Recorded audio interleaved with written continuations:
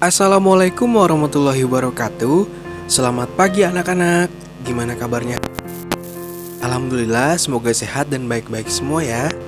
Hari ini kita masih mempelajari tema 1 dan masuk pada subtema 3 dalam muatan pelajaran ilmu pengetahuan alam. Adapun tujuan pembelajarannya sebagai berikut.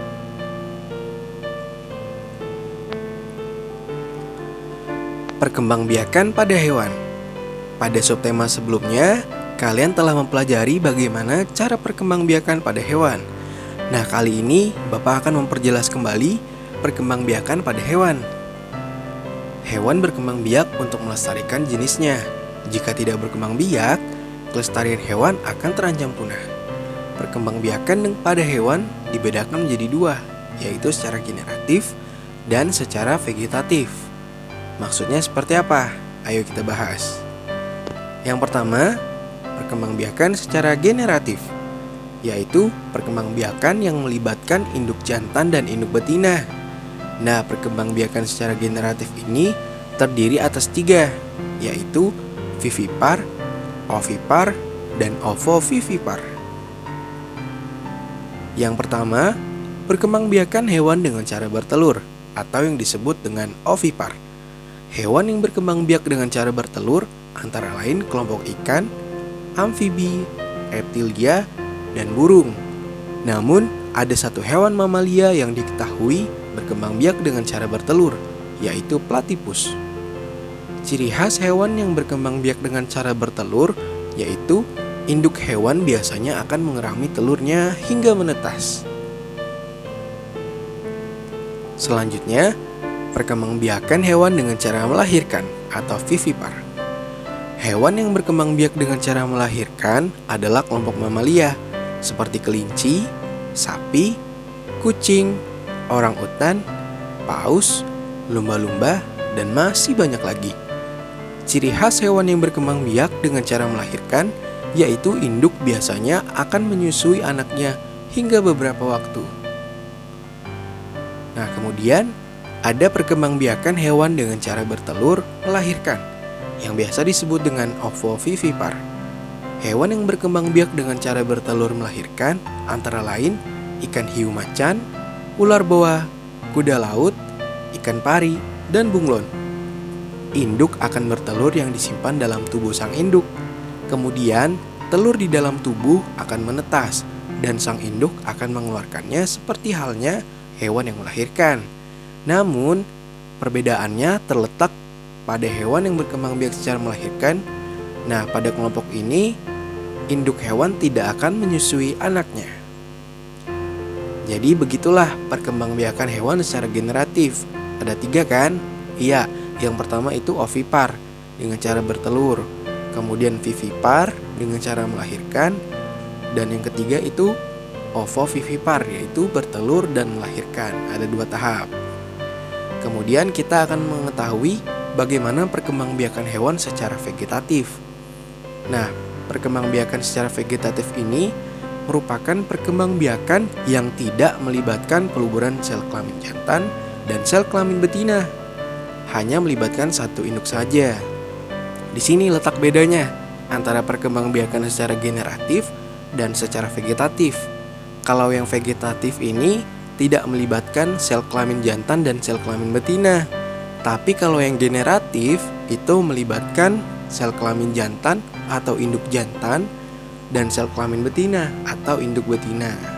Nah, begitu ya perbedaannya antara perkembangbiakan hewan secara generatif dan vegetatif. Untuk perkembangbiakan secara vegetatif terdiri atas 3, yaitu bertunas, fragmentasi, dan membelah diri. Perkembangbiakan hewan dengan cara bertunas. Maksudnya seperti apa? Nah, tunas di sini adalah perkembangbiakan hewan yang tumbuh dari tubuh induk. Tunas yang tumbuh kemudian akan lepas dari tubuh induk dan akan menjadi individu baru. Contoh hewan yang berkembang biak dengan cara tunas adalah hidra, ubur-ubur, dan anemon laut. Anak-anak bisa perhatikan kan? Ini ada gambar bagaimana hidra atau hewan yang hidup di laut berkembang biak dengan cara bertunas. Jadi Hidra ini adalah hewan yang hidupnya di laut. Ini adalah salah satu contoh bagaimana cara hewan berkembang biak dengan cara bertunas. Kemudian, perkembangbiakan hewan dengan cara fragmentasi. Fragmentasi adalah perkembangbiakan dengan cara memutuskan atau memotong bagian tubuh hewan menjadi beberapa bagian atau fragmen. Setiap fragmen tubuh kemudian akan berkembang biak menjadi hewan yang baru yang mirip dengan induknya. Contoh hewan yang berkembang biak dengan cara fragmentasi adalah cacing atau kelompok planaria dan bintang laut.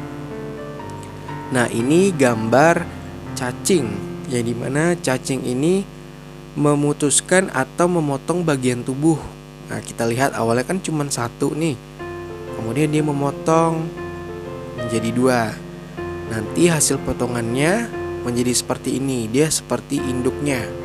Dia awalnya memotong maksudnya, atau memutuskan. Nah, ini menjadi dua. Inilah hasilnya. Hasil dari perkembangbiakannya tadi, mirip dengan induknya. Atau bisa juga dengan cara memotong bagian tubuhnya secara vertikal, begini ya. Menjadi 3 bagian. Jadi ini kepalanya dipisah, bagian badannya dan bagian belakang atau ekornya. Nanti dari setiap bagian yang udah terpotong, dia akan membentuk individu baru yang mirip dengan induk aslinya. Nah, seperti ini. Jadi ini adalah contoh hewan yang berkembang biak dengan cara fragmentasi ya. Perkembangbiakan hewan dengan cara membelah diri. Perkembangbiakan hewan secara membelah diri ini dilakukan oleh hewan bersel satu, contohnya amuba. Nah, cara induk hewan membelah diri dengan membagi tubuhnya menjadi 2 bagian yang sama besar. Ukuran hewan amuba ini sangat kecil, sehingga hanya bisa dilihat dengan menggunakan mikroskop saja. Nah, ini adalah tampilan amuba yang ketika dilihat menggunakan mikroskop. Jadi awalnya cuma satu nih, ya cuman induknya saja. Kemudian dia membelah diri menjadi 2. Nah, perlahan dia akan membagi dan membelah dirinya, ya kan? Ini prosesnya dari nomor 1, 2, 3. Nah, kemudian nomor 4 ini dia mulai mau memisahkan atau membelah bagian tubuhnya. Yang kelima seperti itu juga sama demikian. Dan yang keenam ini adalah hasil dari pembelahan yang tadi dilakukan oleh amuba. Jadi inilah hasil dari perkembangbiakan dengan cara membelah diri. Jadi begitu anak-anak ya. Udah tahu kan bagaimana atau apa saja perkembangbiakan secara vegetatif? Iya, yang pertama tadi ada apa? Dengan cara bertunas, betul. Kemudian ada fragmentasi, dan yang ketiga ini ada membelah diri. Ya, begitu ya anak-anak ya. Nah, selanjutnya kita akan mempelajari bagaimana cara melestarikan hewan dan tumbuhan. Jadi, antara hewan dan tumbuhan itu sangat perlu untuk kita lestarikan. Kenapa? Iya betul, untuk menjaga agar tidak cepat punah. Betul ya, karena pada dasarnya hewan dan tumbuhan itu adalah makhluk hidup yang saling berketergantungan dengan manusia. Begitu. Jadi makhluk hidup berkembang biak ini untuk melestarikan jenisnya agar tidak punah, ya, karena banyak kerusakan yang diakibatkan oleh manusia atau faktor alam, makanya menyebabkan beberapa jenis makhluk hidup seperti hewan dan tumbuhan itu lebih rentan terhadap kepunahan. Akibatnya apa? Akibatnya nanti hewan dan tumbuhan akan langka. Nah, bagaimana nih cara melestarikan hewan dan tumbuhan agar tetap ada dan tidak cepat punah atau tidak menjadi langka? Oke, yang pertama, membuat penangkaran hewan. Jadi kita dari hewan dulu ya, baru tumbuhan. Oke, yang pertama itu membuat penangkaran hewan. Apa sih maksudnya? Oke, penangkaran adalah upaya perbanyakan makhluk hidup melalui perkembangbiakan dan pembesaran hewan dengan tetap mempertahankan kemurnian jenisnya. Penangkaran hewan dapat dilakukan secara in situ dan ex situ. Bedanya apa? Atau maksudnya gimana nih? Ada in situ dan ex situ. Nah, begini penjelasannya. Penangkaran hewan secara in situ adalah penangkaran hewan di habitat aslinya. Contohnya, Taman Nasional dan Suaka Marga Satwa. Lalu, untuk ex situ bagaimana? Penangkaran hewan secara ex situ ini adalah penangkaran hewan di luar habitat aslinya. Contohnya, itu di kebun binatang dan taman safari. Nah, ini adalah contoh hewan yang dimana dengan cara penangkaran secara ex situ dan in situ.